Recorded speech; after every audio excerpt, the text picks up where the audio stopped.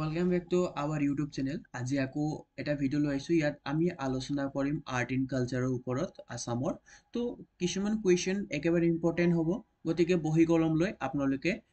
কোৱেশ্চনবোৰ note কৰি গৈ থাকিব তো আজি আমি 10টা কোৱেশ্চন আলোচনা কৰিম নেক্সট ভিডিওত আমি আৰু 10টা লৈ আহিম গতিকে চেনেলটো সাবস্ক্ৰাইব কৰিবলৈ নাপাহৰিব বলক এতিয়া আৰম্ভ কৰোঁ তো প্ৰথম প্ৰশ্ন আপোনালোকে ইয়াত দেখিবলৈ পাইছে প্ৰথম অসমীয়া সিনেমা জয়মতী কেতিয়া মুক্তি লাভ কৰিছিল অপশনবোৰ এনেকুৱা আছে মই অপশনবোৰ কৈ নাথাকো আপোনালোকে নোট কৰি গৈ থাকিব ইয়াৰ ভিতৰত অপশন সি অপশন ডি অৰ্থাৎ 1935 ঘ নম্বৰৰ অপশনটো হ'ব ইয়াৰ পিছত আছে নেক্সট প্ৰশ্ন সক নেক্সট প্ৰশ্নত আছে ডক্টৰ ভূপেন হাজৰিকা দেৱে পৰিচালনা কৰা প্ৰথম অসমীয়া কথাছবি হ'ল প্ৰথম অসমীয়া কথাছবি মানে ফাৰ্ষ্ট ফিল্মটো কি ভূপেন হাজৰিকা দেৱে পৰিচালিত কৰা তো ইয়াৰ শুদ্ধ উত্তৰটো অপশনবোৰ দেখিবলৈ পাইছে শুদ্ধ উত্তৰটো হ'ব এৰা বাটৰ সুৰা তো ইয়াৰ পিছত নেক্সট প্ৰশ্ন 3 নম্বৰৰ প্ৰশ্ন ধৰণ আছে সাহিত্য একাডেমী বঁটা প্ৰাপ্ত প্ৰথম অসমীয়া কাব্যগ্ৰন্থখন কি বা কাব্যগ্ৰন্থখন হল বুলি সুধিছে আৰু অপশনবোৰ দিয়া আছে ইয়াৰ ভিতৰত শুদ্ধ উত্তৰটো হ'ব বনফুল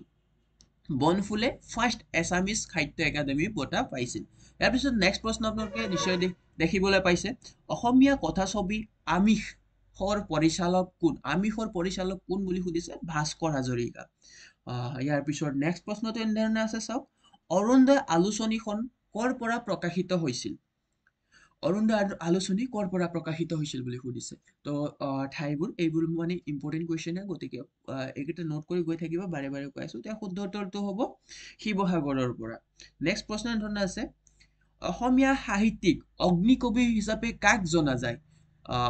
আনন্দ চন্দ্ৰ বৰুৱা কমলাকান্ত ভট্টাচাৰ্য নলিনীবালা দেৱী বিনেন্দ্ৰ চন্দ্ৰ বৰুৱা ইয়াৰ শুদ্ধ উত্তৰটো আমি সকলোৱে জানো কমলাকান্ত ভট্টাচাৰ্য ইয়াৰ পিছত নেক্সট প্ৰশ্ন ধৰণৰ 7 নম্বৰৰ প্ৰশ্ন চাওক প্ৰথম অসমীয়া সনেট পুথিখনৰ নাম কি প্ৰিয়ন্তমৰ চিঠি মালস বনকুঁৱৰী চকুলো মালস হ'ল প্ৰথম অসমীয়া সনেট পুথি ওকে নেক্সট 8 নম্বৰীয়া অসমীয়া সাহিত্যত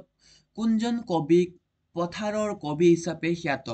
পথাৰৰ কবি বুলি কাক কোৱা হৈছিল ইয়াৰ শুদ্ধ উত্তৰটো হ'ল উত্তৰ আপোনালোকে দেখিবলৈ পাইছে নিশ্চয় ৰাম গগৈ ইয়াৰ পিছত নেক্সট প্ৰশ্ন আছে এনে ধৰণৰ অসমৰ প্ৰথমটো ছপাশাল মিছনেৰী সকলে ক'ত স্থাপন কৰিছিল মানে প্ৰিন্টিং অফিচ বা প্ৰিন্টিং মেচিনটো ক'ত স্থাপন কৰিছিল ইম্পৰ্টেন্ট কোৱেশ্চন ইয়াৰ শুদ্ধ উত্তৰটো হ'ব শিৱসাগৰ নেক্সট প্ৰশ্ন আৰু অন্তিম প্ৰশ্নৰ ধৰণৰ আছিল প্ৰথম অসমীয়া অনুদিত গ্ৰন্থখনৰ নাম কি ইয়াৰ শুদ্ধ উত্তৰটো আপোনালোকে ইয়াত দেখিবলৈ পাইছে যাত্ৰিকৰ যাত্ৰা